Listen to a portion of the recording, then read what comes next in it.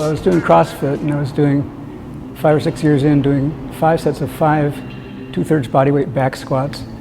And I've been stiff for a while, and I was working through some stiffness, and I felt a low midline back tweak, which is where all the important stuff like discs and nerves and bones live. And I thought it was time to start addressing my mobility issues. So the guy at the time in the lab gym was Zach Feiner, and he wound up taking me over to level 4 CrossFit to work. He left to Colorado, and Tanner was his second in command. And I initially was not excited to be pawned off on somebody, but Tanner's turned out to be great. Always bringing something new. I mean, I've been going to him for 3 years, and every session there's something I didn't know that I could do that he brings out of me. He made the point that it's like going back and being a kid again. And when you're almost 62, being a kid again is sort of fun. Tanner, rightly or wrongly, believes there are no limits, and he brings that to the workouts that we do together. And I find that the limits I think I have are self-created.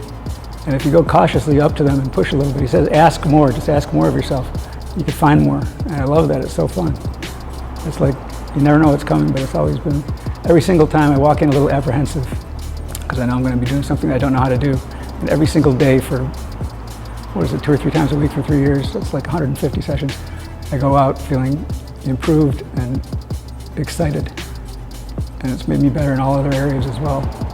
And I quite enjoy it. I have a 14-year-old daughter that I like to chase around, and he's keeping me fit to keep her corralled. Well, he doesn't like to hear this, but I was out in Maine on a family reunion trip with 20 of my closest family members, and one of my nieces is getting into CrossFit, and she wanted to go do a team WOD, and I haven't lifted weight really for 3 years, but I just felt, things are good, my back feels good, I'll give it a try. And I had a great time, so I came back and signed up for a CrossFit gym. So he's gotten me back to where I can go back to the thing that injured me and feel safe. We're working on every joint that can be stiff. I've allowed to get stiff across the 6 decades of running around. I was sort of a long distance runner for years. Marathons, 50 milers, things that just like hunch you over and you just swing your arms a little bit and just trudge along. And that's not conducive to doing handstands. I can do a cartwheel, sort of, and handstands will come. It's not so much the handstand, it's just knowing that whatever you think you can't do, thinking you can't do it is a limiting factor. You don't know you can't do it, and you probably could if you tried. And I love that. It extends to other areas in life as well. He's all about sort of comfort, being comfortable with chaos, and life is chaos. And so if you're comfortable with the unexpected, you can figure out a way to move through it. He's like the honey badger, he don't care.